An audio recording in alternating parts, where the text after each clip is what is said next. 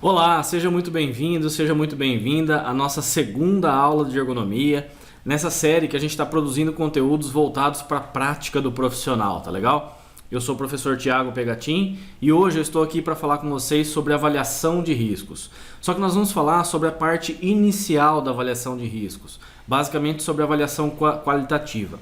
Só que nós vamos pegar os dados da nossa análise ergonômica, todas aquelas avaliações, os fatores que você identificou na análise da atividade real das pessoas, passando pela tarefa, e traduzir isso em uma forma sistemática. Nós vamos traduzir cada um dos aspectos que você identificou em perigos quantificáveis, isso é, vamos determinar quais são as variáveis de avaliação.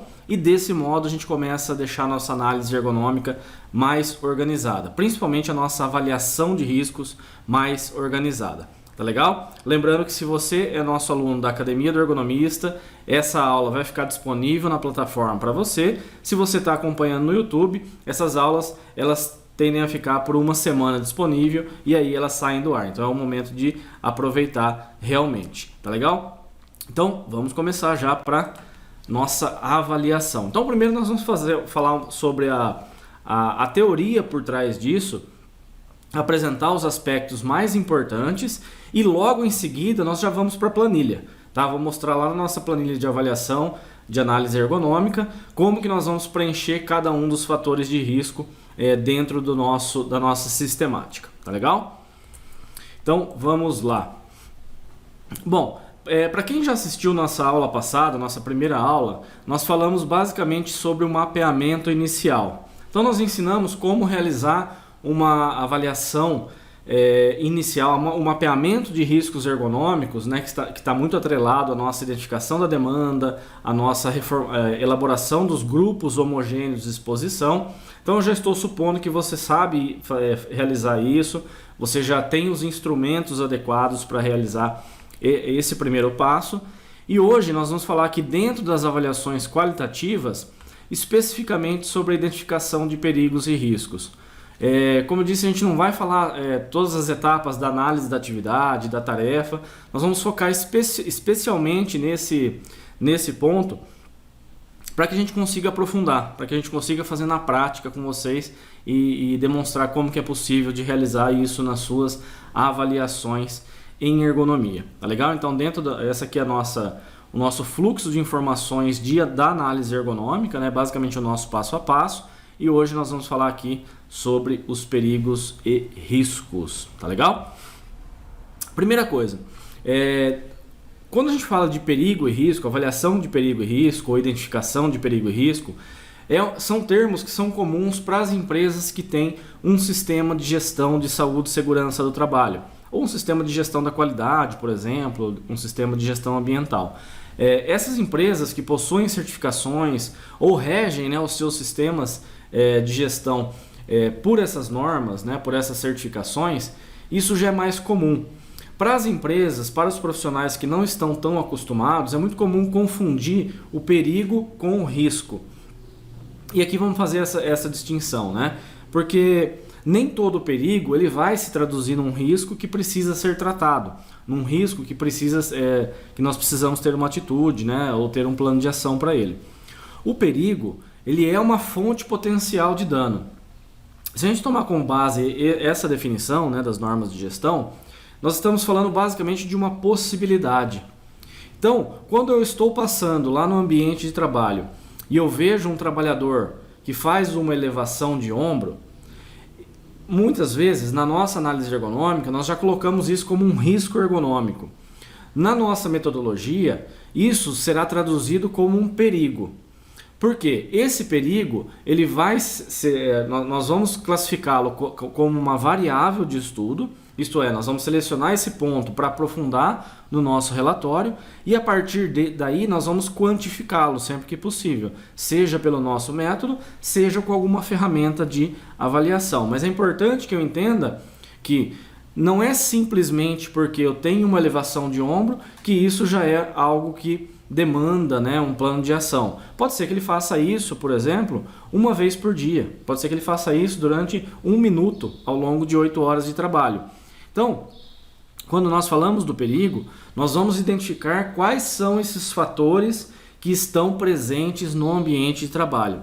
E é basicamente aqui, levando a grosso modo, né, fazendo uma avaliação bem simplista, é uma resposta de sim ou não. Então, por exemplo, existe movimentação manual de cargas no ambiente de trabalho? Sim ou não? Se existe, é um perigo que eu vou identificar. Se não existe, é algo que eu já vou descartar, né, e já vou passar para as outras variáveis de análise. Mas é importante que eu utilize critérios lógicos. E o que eu quero dizer com critérios lógicos? Que eu tenha quanto mais racional for a minha análise, menos achismo eu colocar na minha análise, mais eu vou conseguir sistematizar e mais eu vou conseguir pontuar quais são os riscos prioritários. E a partir disso, as intervenções, né, o nosso plano de ação, ele fica muito mais fácil de ser colocado em prática. Então, o que eu digo quando utilizar critérios lógicos, significa que você vai realizar a sua avaliação da tarefa, a avaliação da atividade, né, vai entender realmente o que as pessoas fazem na prática, no dia a dia.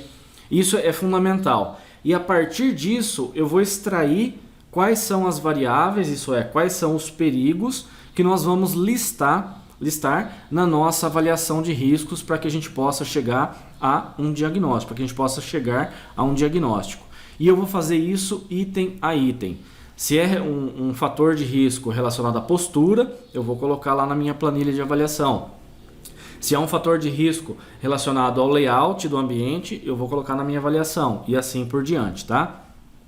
Nós podemos e devemos, inclusive, né, ter uma avaliação global, um diagnóstico global da atividade, mas quanto mais nós pontuarmos critério a critério, mais fácil vai ficar, como eu disse, da gente elaborar o nosso plano de ação e da empresa promover as intervenções necessárias no ambiente, tá legal? Então por isso que a gente vai fazer isso item a item. Então aqui, alguns exemplos, né, de itens de verificação. Então, por exemplo, você está fazendo esse mapeamento inicial, ou você já fez esse mapeamento, né, e agora a gente está começando a aprofundar um pouquinho a sua análise. Então você identificou que existe elevação de ombro, então é um item que você vai proceder com a sua avaliação. Você identificou que o ambiente é ruidoso, você não sabe ainda se ele tem quais são os limites encontrados ali, né? Na verdade você não sabe quais são os decibéis que estão presentes ali na atividade, né? Se está acima do limite tolerável ou não. Você identificou que o ambiente é ruidoso.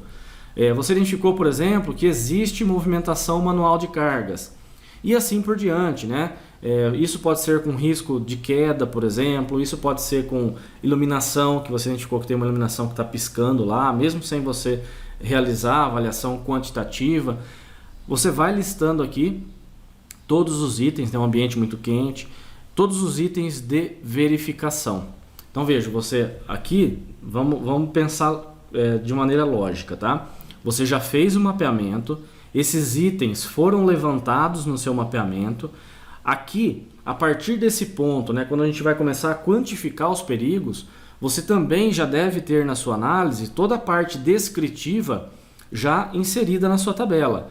A descrição da tarefa, avaliação da atividade, se possível já coletou as imagens, né, os vídeos, já tratou no software. Então aqui nós vamos agora partir para traduzir toda essa avaliação qualitativa em pontos específicos que serão quantificados na sequência, tá legal? Então aqui a gente não está falando só do mapeamento, eu estou dizendo que nessa etapa você identificou quais são os perigos, né? Quais são esses potenciais problemas, e aí a gente vai traduzir isso de uma forma que seja mais fácil de entendimento, né, para a empresa, de uma forma que seja fácil para a gente criar inclusive indicadores de controle e que a gente consiga traduzir isso em dados mensuráveis, tá? Mesmo os itens que são puramente qualitativos de uma análise, nós vamos começar a traduzi-los em itens quantificáveis, tá legal? Então, importante, tá? O perigo não é o risco. O que nós queremos dizer com risco ergonômico? Já quando a gente fala que existe risco ergonômico, nós já estamos falando do diagnóstico. Significa que nós entendemos que essas variáveis que nós avaliamos, elas têm um potencial importante, né, de se traduzir em lesões, de se traduzir em afastamentos, de se traduzir em perdas operacionais, enfim, não importa. Mas nós já procedemos com a nossa avaliação em termos de exposição, de severidade, e aí nós classificamos isso como um risco ergonômico. Então, quando nós falamos do perigo, seria a inclusão da variável. Nós vamos entender a variável, né, o porquê as coisas estão acontecendo. Lá na frente, né, num segundo momento, nós vamos diagnosticar se há ou não risco ergonômico. E mais ainda, né, se há o risco ergonômico, se ele é baixo, moderado, se ele é alto, enfim, depende da classificação que vocês utilizam, tá bom? Então, aqui a nossa avaliação, ela deve remeter diretamente aos fatores de risco, às variáveis de análise. Por isso que quanto mais pontual, né, a gente conseguir extrair essas variáveis de análise, extrair esses perigos da nossa ergonomia da atividade, mais fácil vai ser para a gente traduzir isso em um relatório assertivo. E aí nós vamos avaliar cada perigo em separado. Então vejam, eu disse que a gente pode ter o nosso diagnóstico global, né, da atividade. Mas aí, quando a gente traduz isso em itens em separado, então nós vamos tratar como que a gente pode melhorar a questão de uma postura ruim que os funcionários apresentam no ambiente de trabalho. Como que nós podemos melhorar a questão da iluminação. Como nós podemos melhorar, enfim, cada um dos itens de avaliação. Dessa forma, a gente deixa a nossa análise mais assertiva. Nós temos uma tendência a conseguir mais resultados dentro do nosso plano de ação. Uma das dificuldades importantes que os gestores colocam, muitas vezes quando a gente vai fazer uma análise ergonômica, principalmente quando a gente está refazendo uma análise ergonômica, é que muitas vezes o ergonomista coloca uma recomendação que deixa a empresa num beco sem saída, né? Eu não consigo, por exemplo, até resolver aquele diagnóstico global da atividade, que pode estar relacionado, por exemplo, à repetitividade, a movimentação manual de cargas. Eu não consigo colocar isso dentro de um processo de melhoria contínua. A partir do momento que eu vou extraindo cada um dos perigos de forma separada, né, cada um dos fatores de risco elencados e classificados de maneira distinta, eu consigo colocar isso dentro de um plano realmente de ação e eu vou melhorando aos poucos. Então esse ano pode ser que eu não consiga trocar todo o mobiliário da empresa, mas eu posso começar ajustando, por exemplo, as bancadas, e aí eu vou ajustar a altura, melhorar a condição da coluna vertebral das pessoas. Num segundo momento, de repente, eu posso colocar o rodízio ou as pausas para interferir diretamente no risco relacionado à repetitividade, e assim por diante. Então, é por isso que é importante, né, a gente fazer esse exercício, que parece simples no início, mas quando o profissional começa a utilizar a metodologia, é muito fácil, né, confundir perigo e risco, né? Muitas vezes se traduz exatamente na mesma coisa, então é importante que a gente faça esse tipo de exercício. E para isso, eu sugiro que vocês utilizem os dois instrumentos, né, que os nossos alunos, né, já têm disponível lá na plataforma, nos cursos, que é justamente a tabela, né, de coleta de dados do E-Social, né? Inclusive vocês podem encontrar isso no portal do E-Social. Ah, Thiago, mas a gente nem sabe se o E-Social vai ficar na ergonomia. Não tem problema. A divisão que foi feita lá dos fatores de risco é uma divisão que dá para aproveitar plenamente em qualquer análise que você vai realizar. Então, é uma forma interessante de você entender quais são as classes de risco, né? Como eles são divididos e quais são os itens de avaliação que constam no E-Social. E o segundo instrumento é justamente a ISO TS 20646, que a gente falou, né, também na aula passada, que é relacionado a essa identificação de perigos, esse mapeamento inicial, e que agora a gente vai traduzir em uma avaliação qualitativa um pouco mais direcionada. Tá legal? E aí eu trouxe aqui para a gente poder fazer a nossa avaliação prática, para o nosso treinamento aqui, o foco principal dessa aula. Essa é uma atividade também no frigorífico e é chamado setor de marinados. Então, é onde você encontra, por exemplo, Quando você vai no mercado e compra aqueles pacotinhos, né, de asinha de frango temperado, coxinha de frango temperado, esse setor aqui é responsável por fazer esse tipo de produto, tá? Então aqui é onde o pessoal está fazendo a embalagem, né? Eles estão pesando e começando a fazer a embalagem. Tem um setor aqui antes onde o pessoal faz o tempero desse frango, né? Então eles estão temperando aqui e depois eles despejam com uma caixa nessa calha que está aqui embaixo. Então tá vendo que o pessoal está pegando, né, os pedaços de frango aqui embaixo nessa calha e está colocando nesses saquinhos. Então em frente aqui a eles tem uma balança, né, que é responsável, eles colocam ali, vão vendo o peso. Esses pacotinhos aqui são pacotinhos de 1 kg.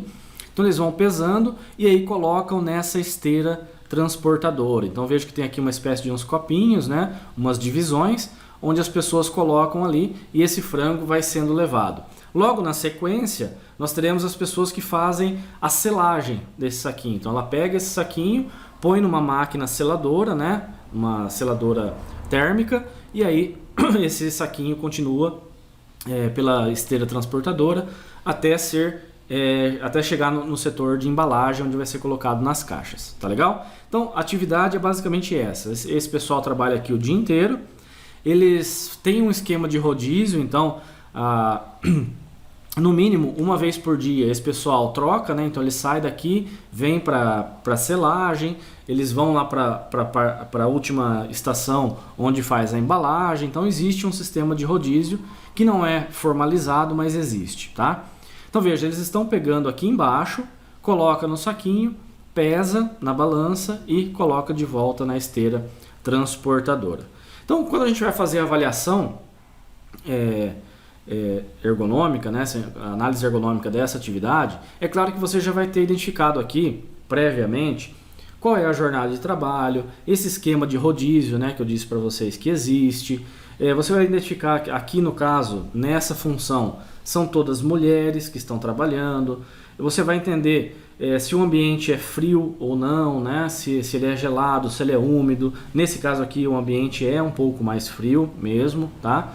E aí você vai entendendo como que essa atividade acontece, né? Quantos saquinhos são feitos por dia, né? As metas de produção. E aí aqui é claro que a gente vai fazer um recortezinho para poder pensar dentro dessa avaliação que nós estamos fazendo, quais são os itens, né? As variáveis de análise. Então vejam, aqui nós temos algumas coisas que podem ser identificadas já. Primeiro, se todo mundo está de blusa, né? Tá com o mangote aqui, ó, então provavelmente o ambiente é frio. Então, teoricamente, né, um dos fatores de risco que está presente aqui pode ser a temperatura, tá? Então, é possivelmente um dos perigos que a gente vai avaliar. Um segundo ponto. Vejam que nós temos duas questões biomecânicas aqui que são importantes. Primeiro, eles pegam o frango numa calha que está relativamente baixa. Então eles precisam fazer uma inclinação, né, do tronco, tem que abaixar para poder pegar esse produto. E aí, uma vez que o saquinho está cheio, né, que atingiu o peso, elas têm que fazer uma elevação de ombro, ó, como foi feito aqui, acima de 90 graus, para poder posicionar o frango nessa esteira transportadora. Tá? Então, ó, veja, a elevação de ombro. Ó. Então, existem essas duas questões biomecânicas que são bem importantes aqui. Para pegar o frango, eu tenho que realizar um deslocamento para frente, né? Uma flexão de tronco, muitas vezes uma lateralização, e com o ombro direito, desse lado aqui, elas fazem uma elevação acima de 90 graus, para poder posicionar o frango ali em cima. E também para pegar o saquinho, né? Para pegar o saquinho também está numa altura bem elevada. Nós temos um outro fator de risco aqui, que a gente pode também pontuar, que é a repetitividade, né? O trabalho acontece basicamente assim ao longo do dia todo. Então veja que a gente vai pontuando, é claro, como eu disse, na sua análise da atividade você vai entender quantos movimentos acontecem, de que maneira eles acontecem, se isso incomoda ou não as pessoas, se já tem afastados, né? Se tem queixas. Elas estão trabalhando, mais um fator de risco, né? Mais uma variável de análise. A postura em pé parado, né? O dia todo. Então, ficar em pé parado na mesma posição é um fator de risco importante porque causa dores nos pés, causa dores nas costas, né, na coluna lombar baixa. Então vejam que, por mais que pareça relativamente simples a atividade, nós conseguimos pontuar aqui diversas variáveis, né, diversos fatores de risco, isto é, fontes potenciais de dano, que a gente vai aprofundar na nossa análise, tá legal? Então, todos esses itens, e aí vocês podem encontrar outros, né? Ah, será que o piso não é úmido, né? Nesse caso eu sei, né? Porque a gente fez essa avaliação, eu sei que o piso é úmido. Apenas pelo vídeo aqui, fica difícil de vocês identificarem. Mas se lá vocês identificaram, também é um fator de risco que tem que ser anotado, tá legal? Então você vai pontuando, ó, tudo que existe, né, relacionado, por exemplo, à biomecânica, aos fatores cognitivos, aos fatores ambientais, para que a gente possa fazer uma análise mais adequada, tá legal? Então, nesse caso aqui, nessa atividade a gente já elencou alguns fatores. E aí como que a gente vai proceder a nossa avaliação, né? Vamos lá para a nossa planilha. Bom, então aqui estamos na nossa planilha de avaliação ergonômica, tá, pessoal? Essa primeira parte aqui nós vamos pular, tá? Eu não vou preencher com vocês, né? Porque aqui é uma parte descritiva, né? Você vai colocar lá qual é o setor, o seu GHE, o posto, a função, a descrição técnica e física do posto, a descrição das tarefas, os EPIs. Aí depois tem uma parte de avaliação ambiental que você vai realizar, a sua avaliação qualitativa, né? A análise da atividade. Como eu disse, essa é a parte talvez mais importante do ergonomista, né? Entender exatamente como as coisas estão acontecendo. Depois as evidências, né? E eu aconselho que vocês utilizem realmente o Knovia, que é um software bem interessante. Nós teremos uma aula exclusivamente do uso do software, né? Do Knovia. Então aqui você vai extrair as fotos para o seu relatório com as legendas, né? E aí o que a gente vai focar hoje é nessa primeira parte aqui, ó, na avaliação do risco ergonômico. Nós não vamos entrar ainda nessa questão aqui, ó, de avaliação da probabilidade, dos controles existentes, do risco puro e do risco atual, tá? Então essa aqui é uma parte mais quantitativa. Hoje o que eu quero focar com vocês é que a gente possa entender como realizar essa avaliação aqui, tá bom? Então vamos lá, naquela tarefa que a gente observou ali, ó, eu vou escolher aqui então o perigo, e aqui eu tenho os perigos, por exemplo, do E-social, tá? Todos eles listados aqui. Então, uma das coisas que a gente identificou, por exemplo, é as posturas, né? A postura incômoda que a gente verificou, tanto para flexão de tronco quanto para elevação de ombro.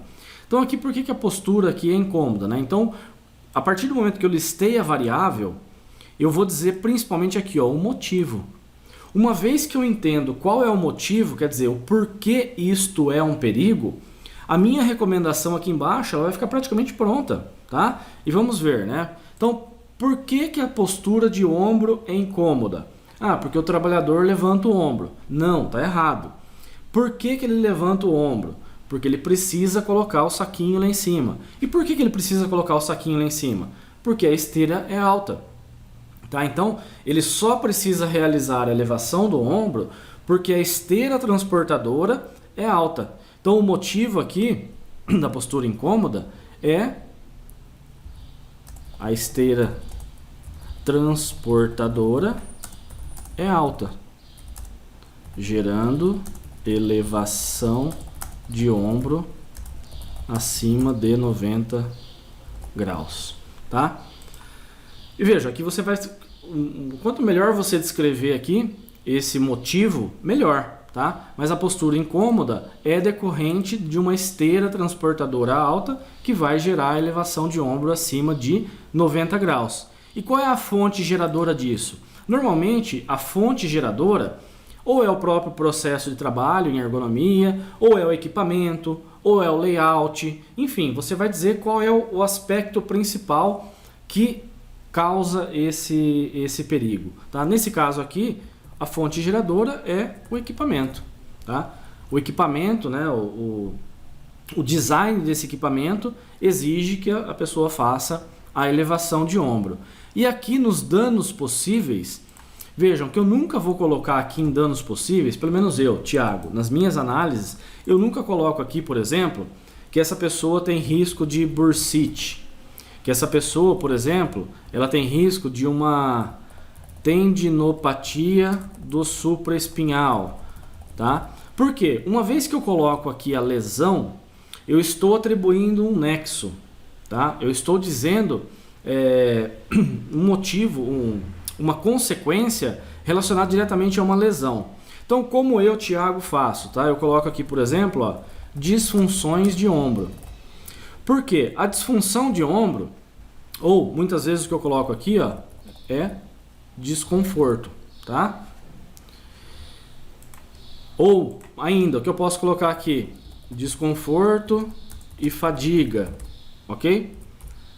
Eu nunca tento especificar demais uma patologia, uma doença, porque eu quero evitar essa condição, né, do nexo. E vejam que mesmo que essa pessoa venha a ter uma bursite, que ela venha a ter uma tendinite do supraespinhal, que é um músculo, né, aqui da região do ombro, ela vai passar primeiro pelo episódio de desconforto e fadiga, tá?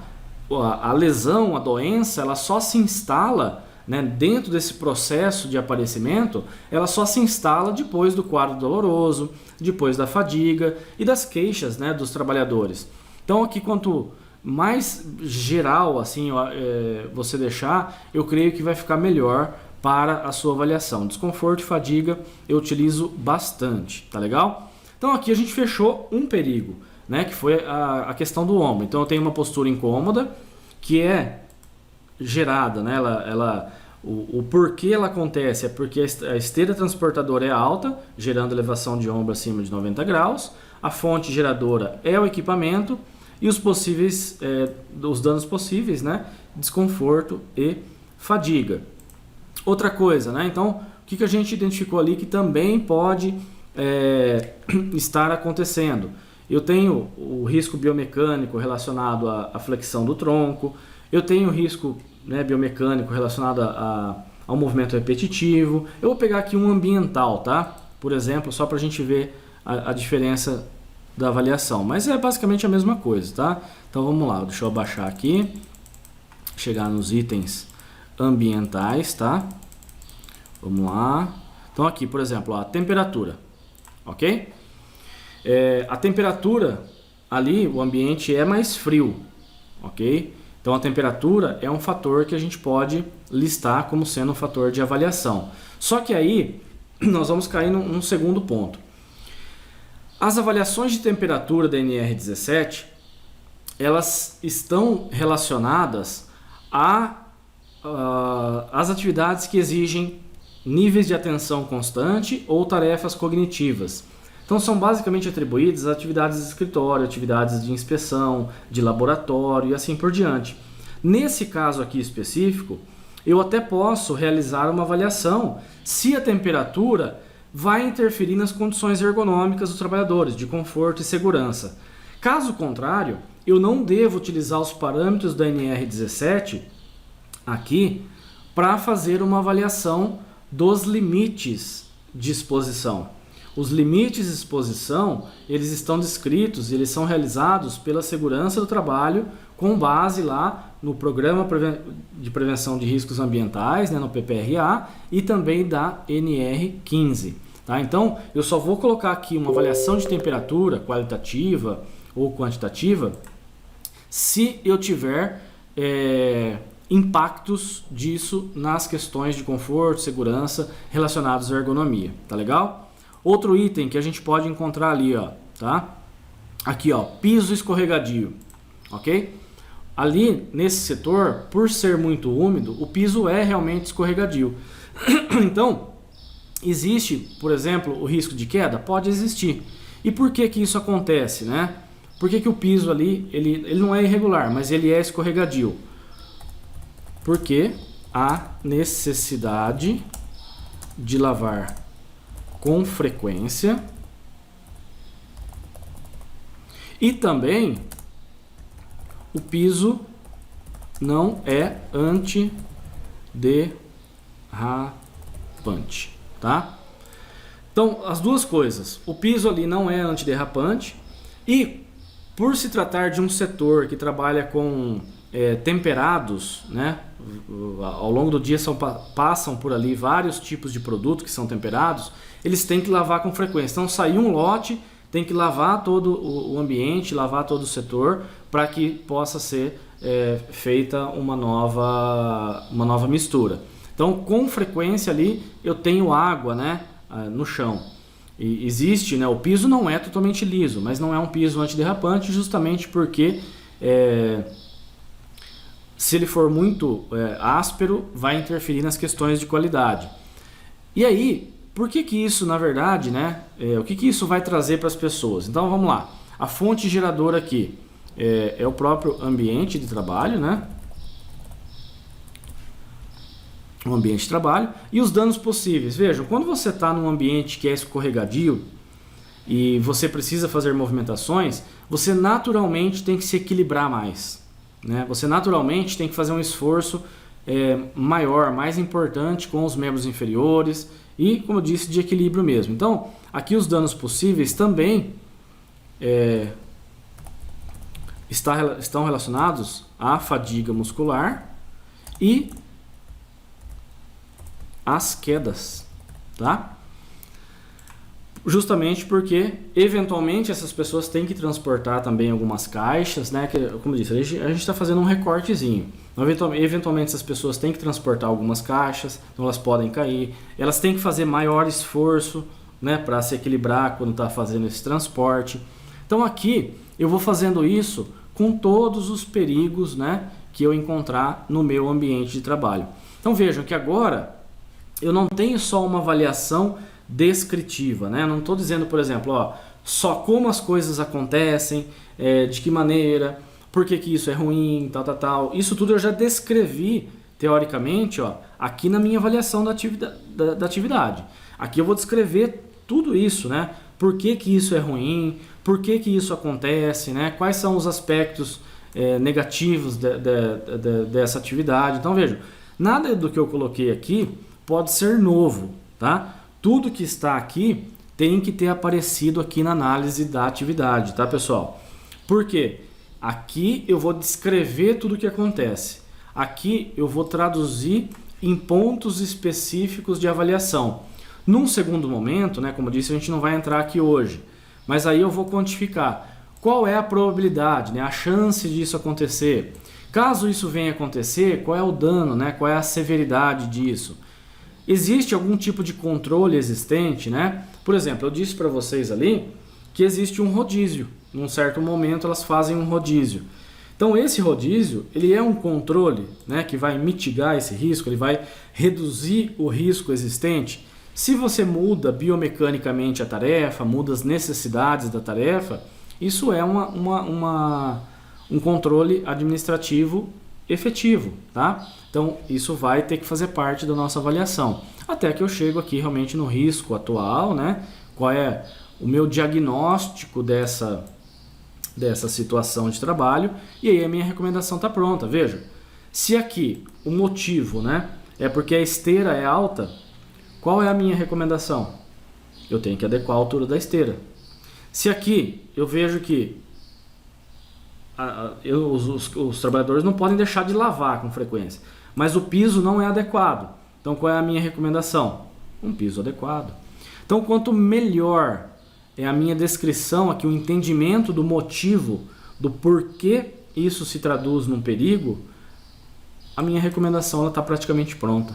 Então vejam que num primeiro momento parece complicado, mas uma vez que isso fica natural para mim, é muito fácil de eu otimizar a minha atividade, né? Eu bato o olho, eu já começo a identificar quais são os perigos, a minha cabeça começa a atuar de uma forma sistemática, e aí eu consigo traduzir isso em itens, né, de avaliação que são muito fáceis. Aí, por exemplo, quando eu vou determinar no meu plano de ação, essa postura aqui vai ter um score, que vai estar marcado aqui no risco atual, esse outro vai ter um outro score e assim por diante. Quer dizer, esse aqui talvez seja prioritário, talvez o risco aqui seja alto, talvez desse aqui o risco seja menos importante, então a empresa pode atuar sobre isso num ponto mais à frente. Então o meu plano de ação tende a ficar muito mais assertivo, tá? Meu plano de ação tende a ficar muito mais adequado, tá legal? Então é isso, galera, não quero me estender muito para esse vídeo não ficar muito longo, para que ele seja um vídeo mais direto ao ponto realmente. Espero que a gente tenha conseguido clarear para vocês quais são essas nuances da nossa avaliação de riscos, mas essa primeira etapa, né, da avaliação de riscos, que é a avaliação qualitativa. E a dica principal desse vídeo é que você não deixe de fazer realmente a sua análise da atividade, né, o entendimento principal de como tudo acontece na realidade de trabalho, e aí dessa análise da atividade você vai pensando quais são as variáveis, quais são os fatores de risco que você vai traduzir para a sua planilha de avaliação de riscos, tá legal? Mas se mesmo assim restar dúvidas, deixa um comentário aqui embaixo para que a gente possa discutir. Eu vou ter o maior prazer em responder todas as dúvidas de vocês. Aos nossos alunos da Academia do Ergonomista, é importante que para fazer essa avaliação de riscos, né, já tenha uma compreensão das etapas anteriores, né, inclusive do mapeamento, o entendimento lá de toda a lógica sistemática de avaliação, mas eu acho que a partir dessa explicação, mesmo aqueles que não são nossos alunos, que estão acompanhando pela primeira vez nossos vídeos, podem começar a colocar em prática essa sistemática de trabalho, e eu tenho certeza que vai trazer resultados bem interessantes para vocês. Tá legal? Então, pessoal, nós vamos ficando por aqui. Quem quiser fazer parte do nosso grupo do Telegram, eu vou deixar também aqui na inscrição, né? Lá a gente avisa, né, em primeira mão todas as notícias, né, conteúdos novos, avisa, né, sobre a disponibilização de lives e assim por diante. Então, quem quiser fazer parte, o link vai estar aqui na descrição desse vídeo. Tá legal? Então, eu vou ficando por aqui. Deixo mais uma vez um forte abraço e até um próximo vídeo. Tchau!